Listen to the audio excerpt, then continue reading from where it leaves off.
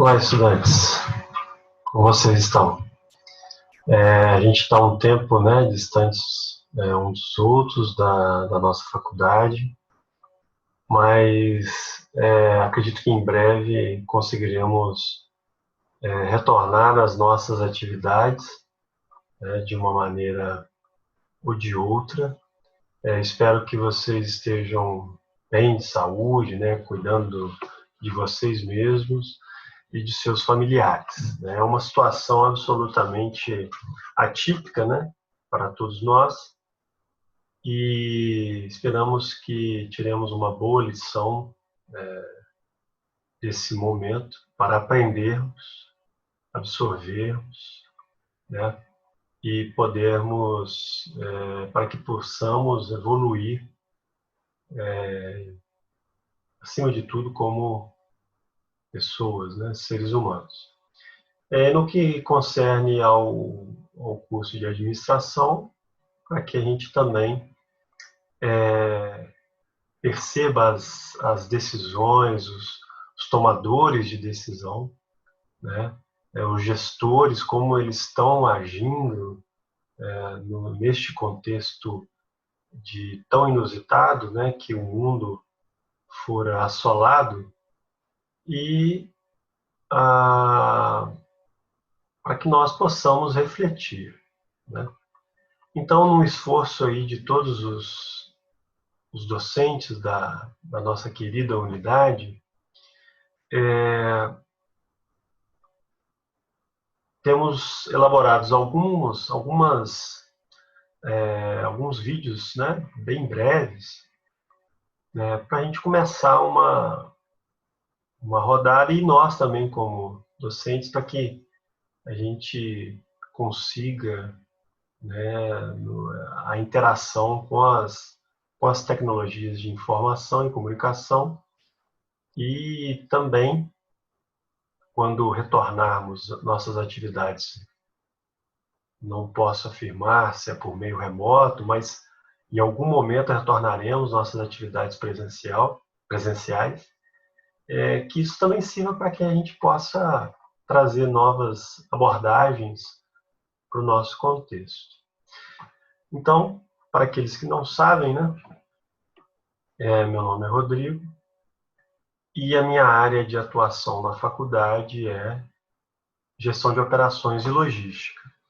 Então, eu gostaria de, muito breve, fazer algumas reflexões com vocês. Na verdade, as minhas reflexões que transmito, e compartilho com vocês sobre o gerenciamento da cadeia de suprimentos no pós-Covid, mas eu acho que seria mais apropriado fazer uma avaliação evidentemente, muito rasa nesse propósito aqui, e de uma maneira de amplo espectro, tentando observar num contexto, desculpe-me a audácia, num contexto global. Então, eu inicio a minha reflexão destacando que acho que,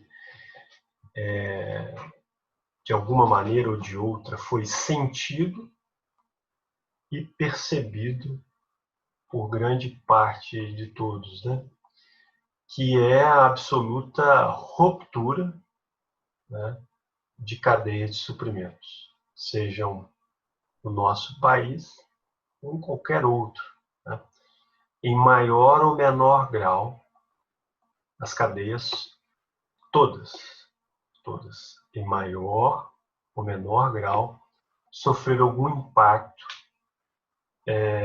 no contexto da pandemia. Os efeitos na cadeia de suprimentos, provavelmente nós percebemos no momento que começou a se dar os sinais de alerta mais significativo aqui para a gente, no Brasil, mas desde o momento em que a China adotou as medidas restritivas incluso o pessoal tem chamado de lockdown, mas de cerceamento da movimentação das pessoas, no que rotulam, né, do epicentro do problema, da proliferação do vírus. Eles interromperam atividades laborativas e, evidentemente, das suas fábricas e outras atividades. Então, lá já em janeiro, cadeias que, de alguma maneira, perpassavam, né, pela China, e alguns outros países asiáticos começaram a dar sinais de alerta também, já começaram a impactar cadeias norte-americanas, né, europeias e também aqui na América do Sul. Independente da nitidez do problema de saúde, né, nesse momento aqui eu estou destacando que houve rupturas brutais, né? Então algumas notícias que eu pude ter acesso do tipo, né, empresas americanas mesmo, né, de que o grau de obscuridade e de interrupção da cadeia em algumas circunstâncias foi tão severa que nem responder aos clientes, né, de outras nações respondiam em alguns casos, né? E aí você começa uma situação bastante preocupante, né? E concomitante a isso, não sei se vocês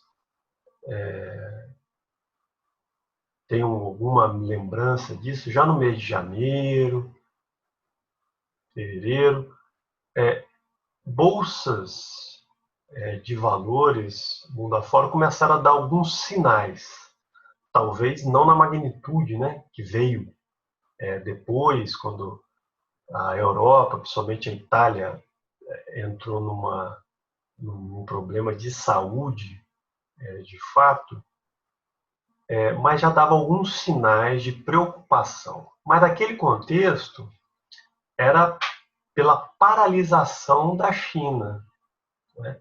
E até que ponto essa paralisação comprometeria o importante crescimento histórico da China, que é um grande, não exclusivamente, mas é um grande propulsor aí de movimentação de mercadorias e crescimento econômico, né?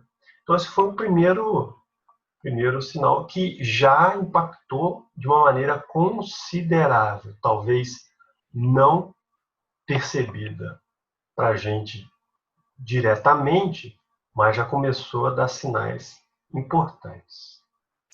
E aí eu faço só aqui um recorte, né, com vocês de algumas notícias já ligadas, né, evidentemente, às cadeias de suprimentos, né? Algumas notícias, né, lá de fora, algumas aqui nacionais, de veículos não tradicionalmente, né, brasileiros, mas com aplicação e repórteres e jornalistas que atuam no Brasil, né, de problemas evidenciados em cadeias de suprimentos. Então, em um primeiro momento, não sei se acha que o meu cursor passando aqui fica destacado para vocês, né? Como aqui, ó, desse site, né, voltado para o agronegócio, em que, então, quando percebeu-se, né, que a coisa realmente estava gerando um problema e pararia mesmo, né, uma série de atividades, começou a se identificar aquilo que não podia realmente parar, né?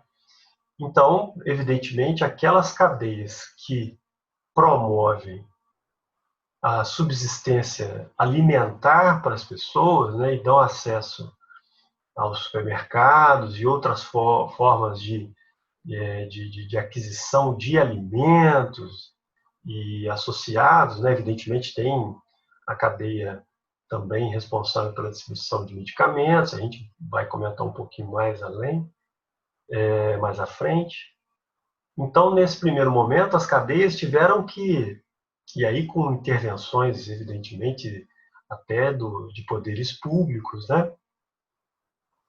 Mas nessas notícias aqui, essa do agronegócio e essa aqui que eu estou destacando foi ter feita no escopo do Canadá.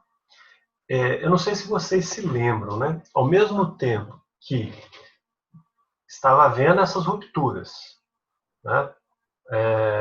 Demanda começando a cair e um movimento de certo, não que nós não estejamos mais certos agora, mas de uma incerteza que ainda era maior do que temos hoje, né? Hoje é dia 28, né? de maio de 2020. Então lá, início de março, primeira quinzena ali de março, quando começou a se dar os alertas maior magnitude, inclusive aqui no Brasil. Eu não sei se vocês se lembram, houve uma corrida aqui no Brasil, graças a Deus não foi tão acentuado, pelo menos na cidade de Juiz de Fora, mas houve, né? Em supermercados, em que as pessoas começaram a estocar uma série imaginando que ficariam impossibilitadas de sair para adquirir alimentos, e talvez imaginando até numa brevidade, digamos assim, né, em termos de tempo em que se daria essa situação. Então, vou aqui, né, garantir a minha subsistência, da minha família, e então logo a retorne eu estabeleço. Isso só por si só, esse movimento já geraria uma ruptura na cadeia, né? Por si só, puxado pela demanda. Mas já havia problemas, não na cadeia alimentar, principalmente no Brasil, porque evidentemente tem alguma outra matéria-prima, algum insumo que vem, mas aquilo, pensando assim, cesta básica, né? E eu estou falando só de gêneros alimentícios, né? Provavelmente não seriam afetados, mas só o fato da demanda puxar assim evidentemente que haverá falta, haverá desabastecimento, pelo menos num primeiro momento, né? E aí só para relembrar com vocês, a, a, a corrida um pouco, ainda acho que haverá necessidade de se aprofundar, mas um pouco insana da questão de alguns tipos de materiais como o papel higiênico. É uma coisa, a meu ver, assim, de efeito manada, né? Tô levando, vou ficar sem papel higiênico, tô comprando papel higiênico como se não houvesse amanhã, né? E aí esse estudo aqui do Canadá, por que eu dei essa volta toda, né? O governo canadense, primeiro, ele mapeou, fez um grande esforço, falou assim, olha, vamos mapear as nossas cadeias essenciais. Aquilo ali que, se faltar, vai dar um problema muito maior do que a gente está vivendo. Esse é um ponto. Então, rastrearam os caminhos percorridos, meios de transporte, da onde que vem, do que vem daqui de dentro, do que vem dos Estados Unidos, que vem da... Fizeram um esforço muito grande e, além disso, eles correlacionaram com o próprio processo de demanda, para que gerasse uma memória para que eventos, ou até mesmo este, né, porque há quem diga que haverá uma montanha-russa, né, de picos e vales em que seremos tolhidos, né, de determinada mobilidade para preservar e tentar conter a propagação da doença, né? E então interessante, muito interessante para tentar compreender esse consumo. E eles citam no texto que escreveu o estudo exatamente o exemplo do consumo do papel higiênico, né? Porque isso foi no mundo inteiro, bicho. Assim, vou generalizar porque a gente não teve assim alguns países, né, de alguns continentes, mas foi relatado isso no Reino Unido, aqui no Brasil foi eu presenciei isso, né? Estados Unidos foi chocante até, né? Foi chocante. Então chamou muita atenção isso, né? E ao mesmo tempo tem outras notinhas aqui. Esse aqui do MIT, né? Que é do, do MIT, perdão, da parte do Sloan Business School. Tem até alguns professores de livros que eu utilizo na disciplina, né, de Operações 1 e também no mestrado. Eles destacam, né? Eu vou até resgatar esse professor aqui, o Yossi Sheffi, vou pronunciar assim. Ele destaca alguns pontos, né? Então, assim, evidentemente, quando a gente transcende a perspectiva de falar as cadeias de suprimentos, eu chamei essa atenção, né? Vai variar, né? Evidentemente, do tipo de indústria, né? E eu vou resgatar pelo menos a indústria que eu vou chamar genericamente hospitalar, né? E aqui no canto, ó, da Forbes, agora não a Forbes Brasil, mas a Forbes lá dos Estados Unidos mesmo, que a pandemia expõe, e eu vou resgatar isso, aí essa reflexão que eu gostaria de chamar a atenção. Ela expõe uma fraqueza, né, do Lean Supply Chain. E faz uma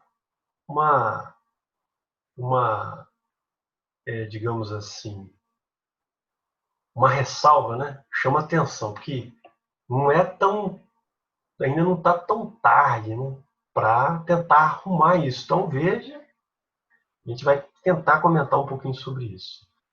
E do outro lado, já aqui no Brasil, está dizendo que o coronavírus está alterando as cadeias de suprimentos. Cadeias de suprimentos.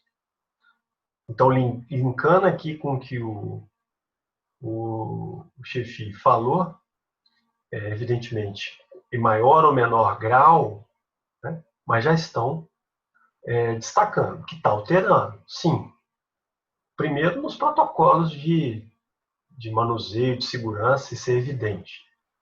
Mas pode estar realmente alterando na forma de se selecionar, de quem compra.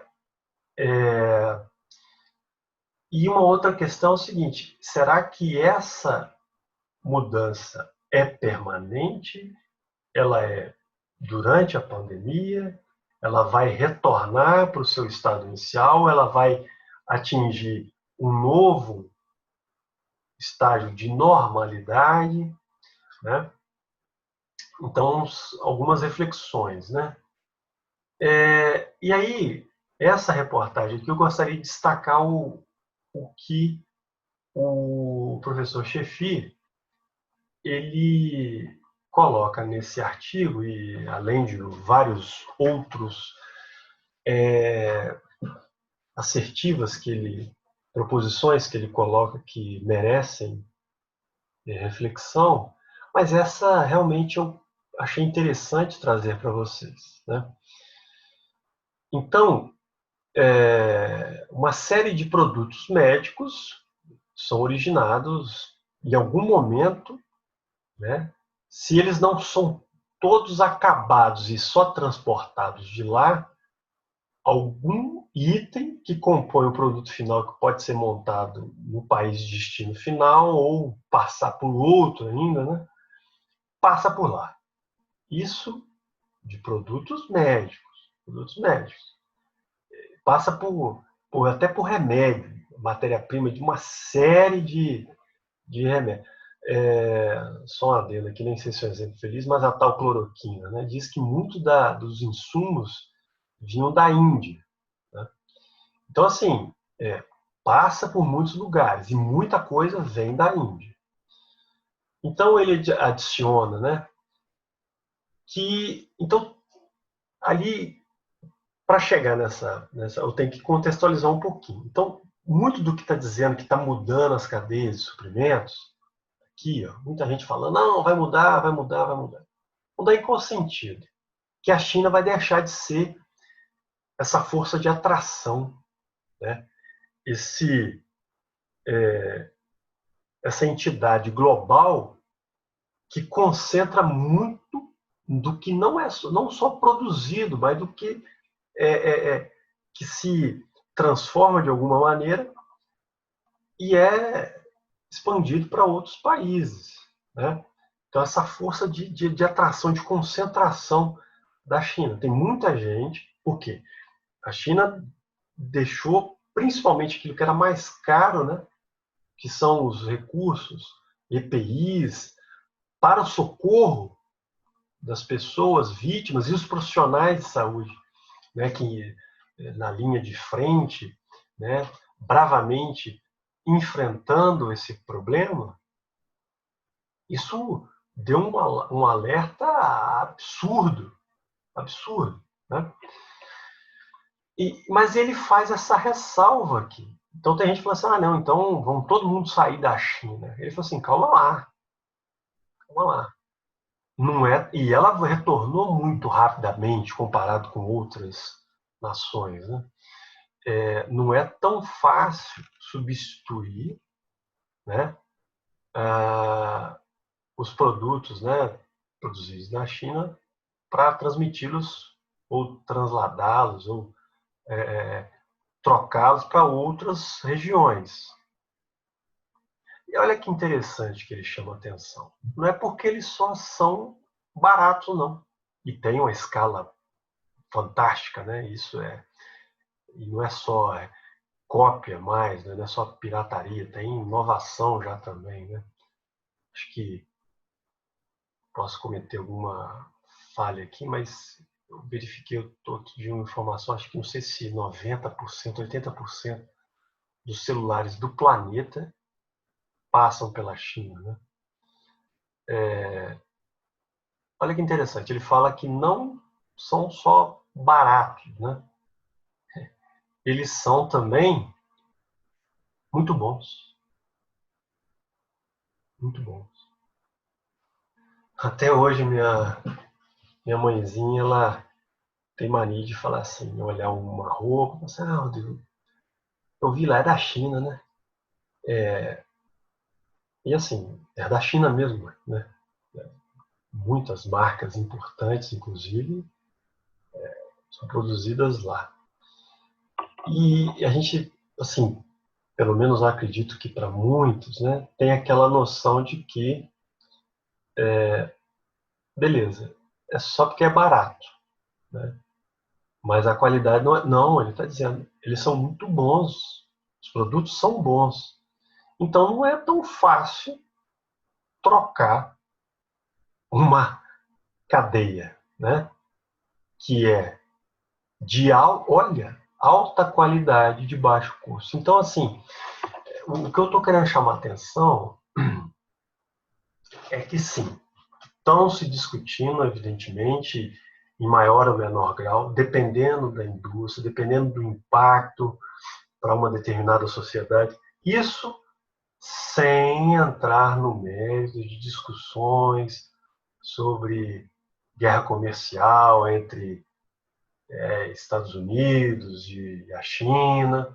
Não, não é o caso, que isso vem para somar impactos na estrutura das cadeias de suprimentos globais. Mas tem muita gente falando assim, não, então agora a gente vai, porque é um risco, porque outro epidemia vai surgir lá e eles vão bloquear, a gente está muito dependente, muito vulnerável, vamos diversificar, vamos ter múltiplos, né, de uma maneira de redundância para poder, beleza, evidentemente que isso tem total cabimento, mas no momento, né, de profunda incerteza e tendo que responder a questões mais emergenciais, né, mas eu tenho muita cautela para tentar vaticinar nesse sentido, porque uma vez superado, né, o fenômeno, e já agora, né, acho pouco provável um ambiente competitivo, né, de redução de renda substituir a escala chinesa, né? Então, assim, tem que tomar muito cuidado, muito cuidado. Evidentemente, ações foram e estão sendo tomadas, movimentações serão feitas, acomodações serão feitas, mas determinar que acabou o que se faz calma, muita calma mesmo, né? E aí, ó, ele cita, né, perdão, nessa reportagem aqui, nesse artigo do professor, que na verdade eles entrevistam o professor, citam esse livro que ele escreveu, né, que não é especificamente para a cadeia de suprimentos, mas aplica-se à gestão de uma maneira ampla, né? Então, olha que legal. O poder da resiliência, né? Parece um livro de autoajuda, o nome e tal.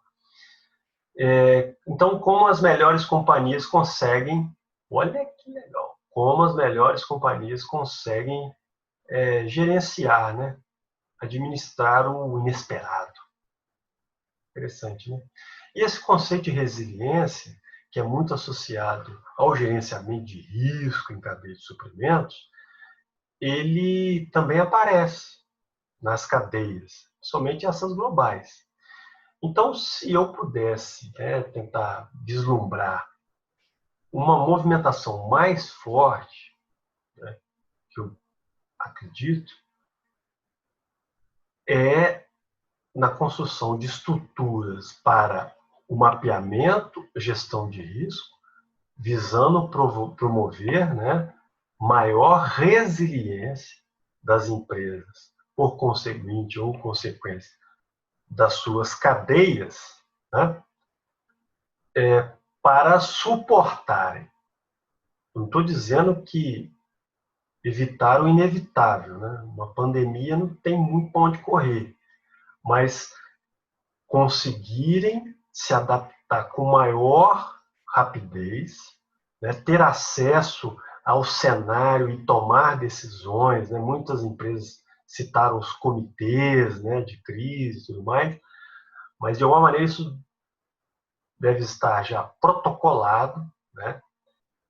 E uma estrutura organizacional e da cadeia como um todo que permita, né? Então, antes mesmo, esse livro ele não escreveu para a pandemia. Estudos sobre resiliência em cadeias não aconteceram em função da pandemia, aconteceram antes. E em função dela, imagino eu, que essa abordagem ganhará maior notoriedade, né? De uma maneira ampla para a gestão e também, evidentemente, no contexto dessa discussão nas cadeias de suprimentos. Então, a resiliência, só para destacar para aquele que talvez tenha alguma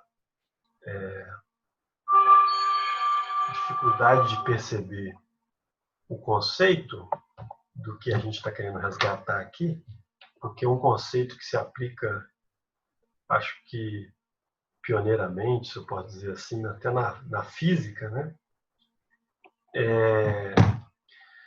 Então, aborda a capacidade da cadeia. Então, olha que complicado, hein? A gente está... O que a resiliência tenta captar. Aborda a capacidade da cadeia. Então, a gente está discutindo a resiliência de uma organização, mas sim uma cadeia de organizações, né? Em lidar com consequências de eventos de risco inevitáveis, Então, quando eu digo a gestão de risco, na verdade, pode até haver ações que tentem extinguir aquele risco.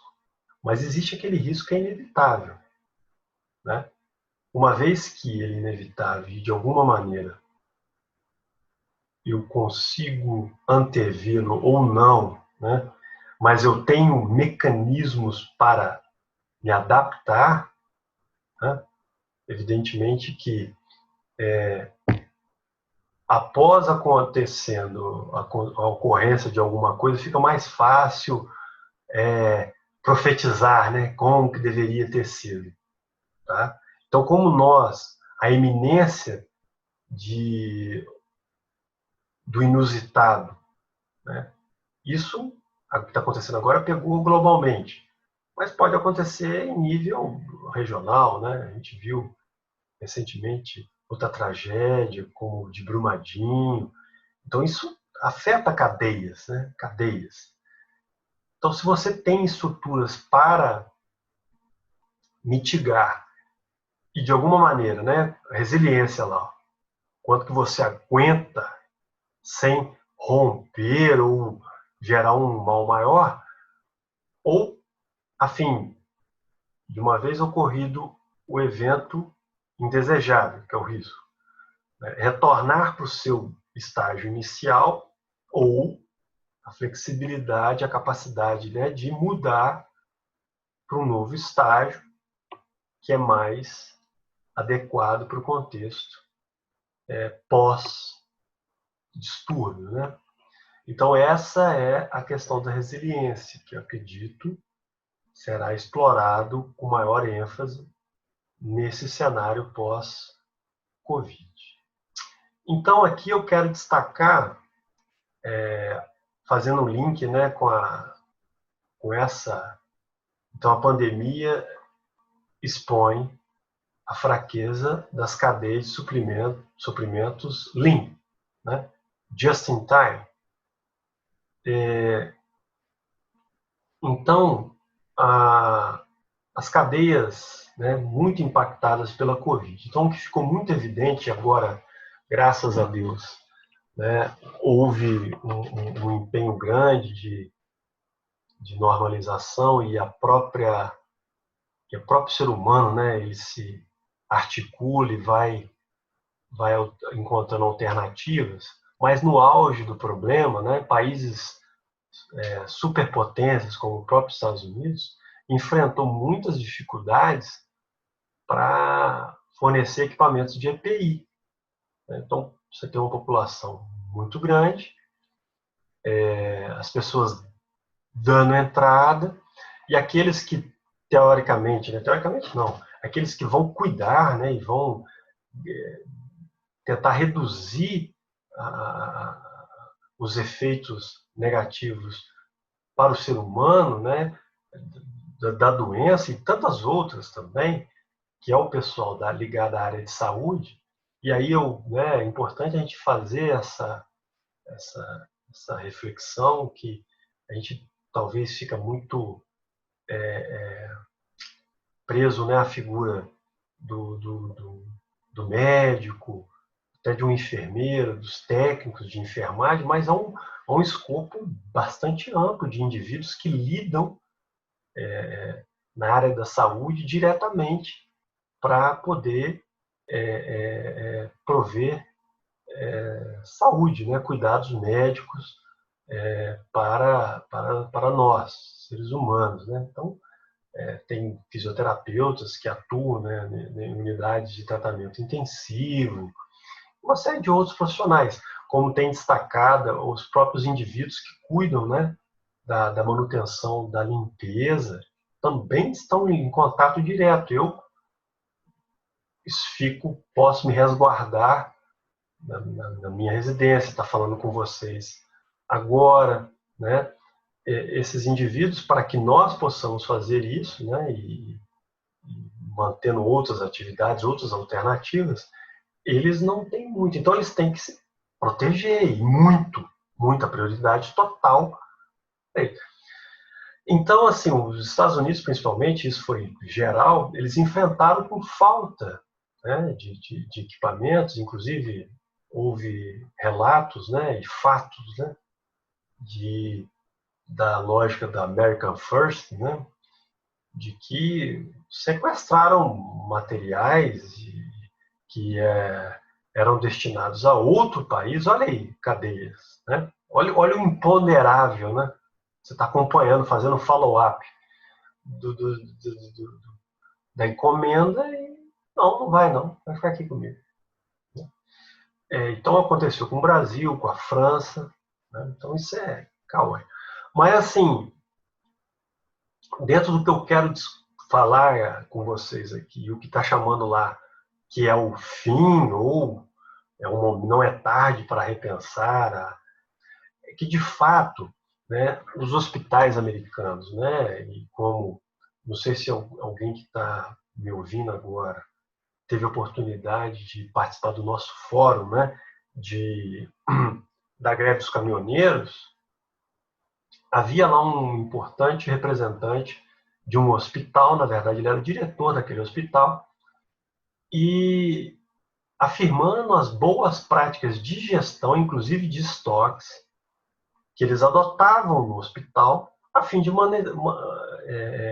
manter uma eficácia, eficiência operacional na gestão, né, não ficar com excesso de estoque, por conta daquela não, né, de certas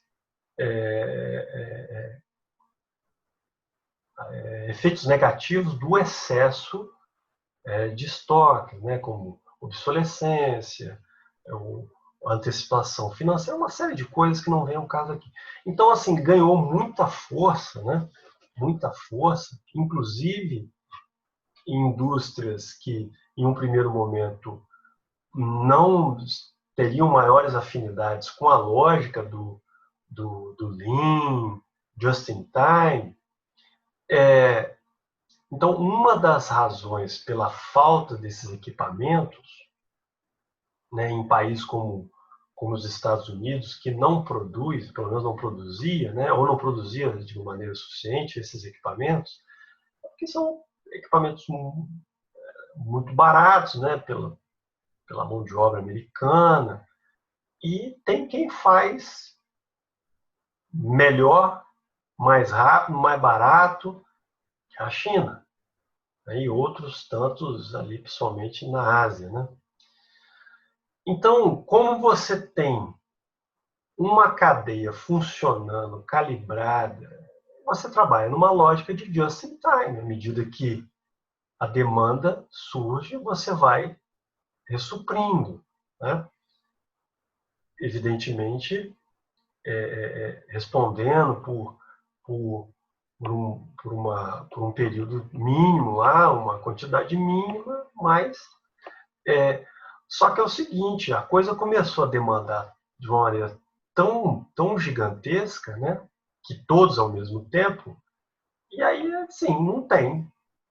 E a China parada, imagina, pronto, é um caos, né? Então, por isso eu coloquei ali, ó, principais razões, né, para algumas indústrias muito essenciais. Just in time, o Lean, a lógica, né, do enxuto, de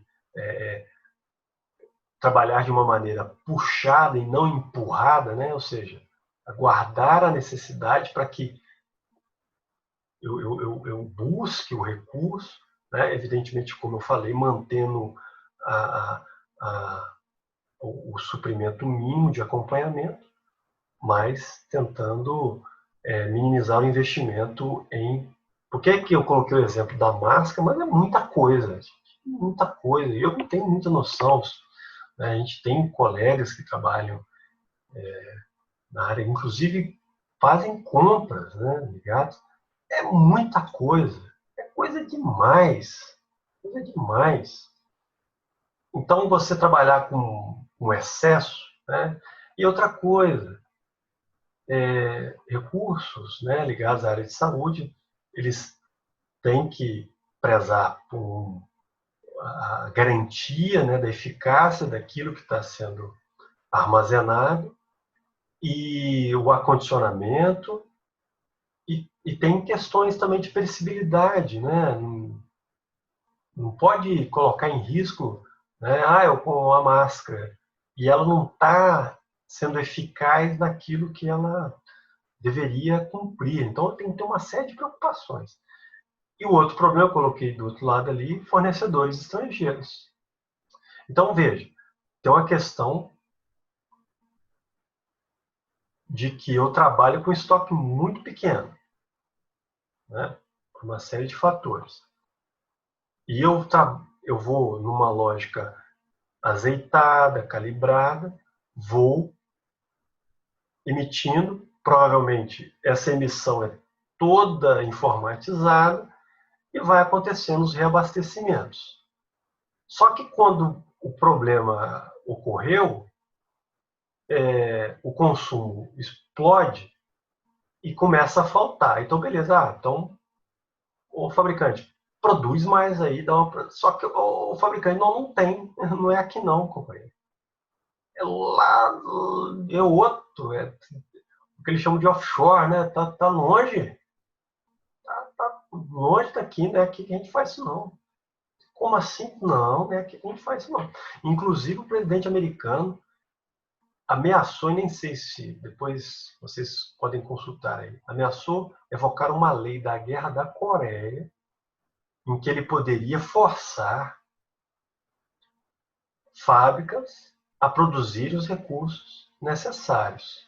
Então, num país como os Estados Unidos, tem um peso muito grande isso, né? Essa coisa do Estado determinar o que uma empresa deve produzir, certo? Para aquele país, né, principalmente, muito pesado. Você viu um movimento desse, né? Assim, eu não vi, né, nem acredito muitos de vocês aí não viram, mas a história nos ensina que durante a Segunda Guerra eles fizeram um esforço absurdo, né? Uma migração da mulher com maior força, saindo das casas, indo ajudar, né? Muitos dos homens americanos indo para a guerra, e as mulheres indo para as fábricas, para uma série E as fábricas, aquelas que faziam automóveis, estavam fazendo tanque, né? Aquela que fazia geladeira, estava fazendo fuselagem de avião. E foi uma estrutura colossal para poder, e então transformou, né? Então isso é um apelo muito, muito, muito grande, né? Essa questão do governo americano interferir no que uma empresa deve ou não produzir.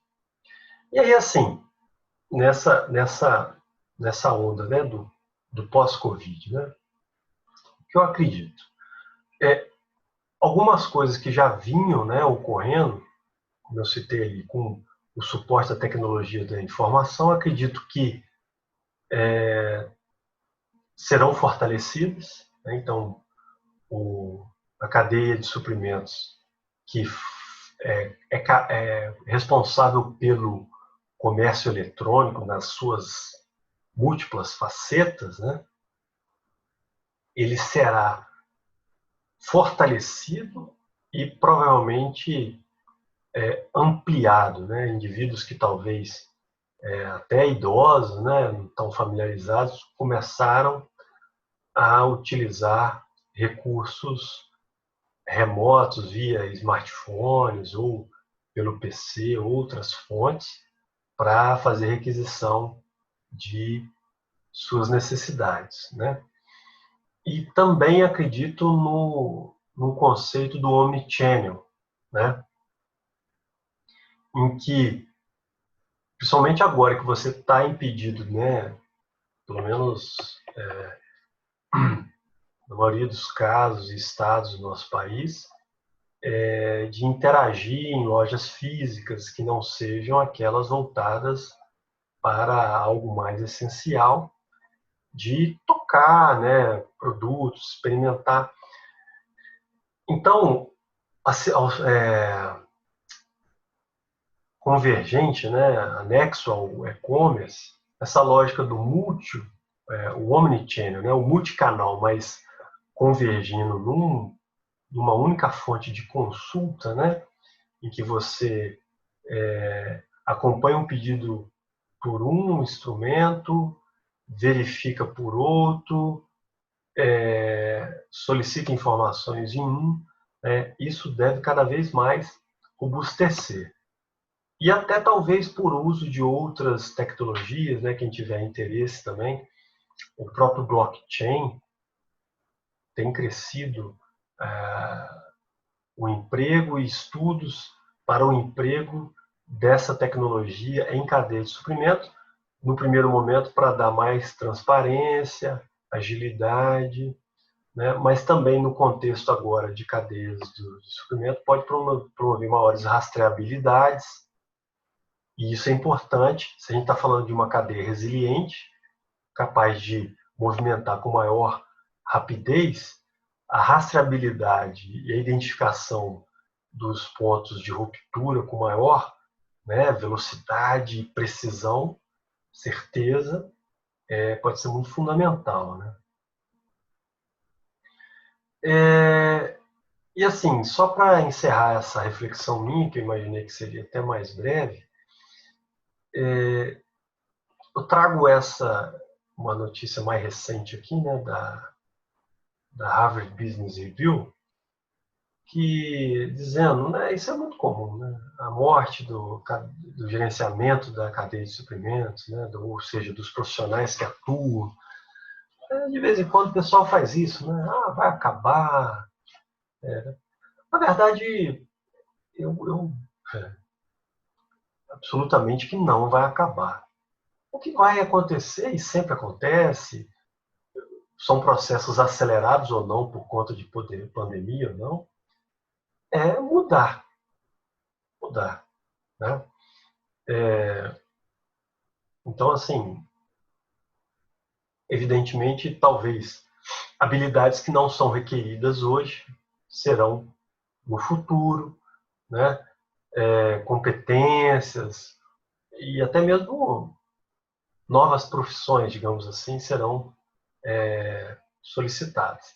Então, eu coloquei uma imagem do lado ali, que é a indústria 4.0, que acredito que muitos de vocês também já tiveram contato, né, com essa abordagem, que é talvez, né, uma aplicação mais enfática, principalmente naqueles países, né, que têm um potencial tecnológico mais elevado, que aí sim, eu acredito, a migração de de alguns elos de determinadas cadeias migrarem ou retornarem, né, para os seus países, né, aproveitando esse problema com a China e tal, e dando maior.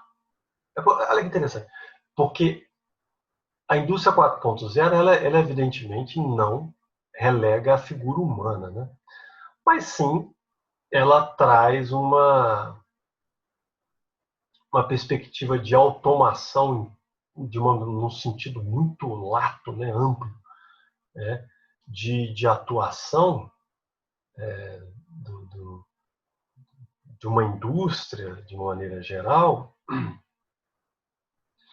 Mas veja, dentro do contexto da indústria 4.0, tem a questão até de carros autônomos, né, de veículos autônomos.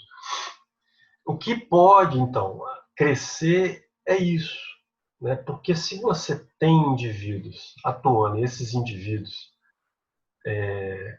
podem ser acometidos, né, de doenças, e aí para esse movimento, né, para tentar, ao mesmo tempo, descentralizar e reduzir a possibilidade de ruptura pela manutenção de equipamentos, o uso de tecnologia de informação de altíssima ponta e imersão, pode sim mudar. Mas, evidentemente, não será para todas as cadeias, não serão todos os países, né? Então, assim, algumas reflexões, né, que evidentemente pode ser desdobradas em tantas outras, né? A minha expectativa é que a gente consiga, em próximas ocasiões, aí eu convidar especialistas e a gente realizar mais bate-papos, né? Bom, eu não sei se eu atingi o objetivo, que era fazer algumas reflexões. Se eu deixei vocês com muitas indagações, eu acho que eu atingi, né? Porque é isso que é legal, né? Fazer a gente refletir e gerar mais perguntas, né? E para a gente possa refletir mais e, quem sabe, encontrando maneiras de atuação, de como é que vai ser, ou como as organizações deveriam se organizar para após Covid, né? Então é isso. Eu espero que não seja o último, evidentemente, bate-papo nosso, né? Na verdade, foi um bate-papo eu comigo mesmo, com o meu espelho, mas espero que em breve possamos interagir novamente e trocarmos ideias, tá? Então, eu vou dar boa noite, porque eu estou aqui, né, de madrugada, inclusive, só para vocês terem ideia, né? Agora são 1h25, né? Também estava fazendo bastante outras coisas, né? Então é isso, tá? Um abraço para todas e todos. Até a próxima. Tchau.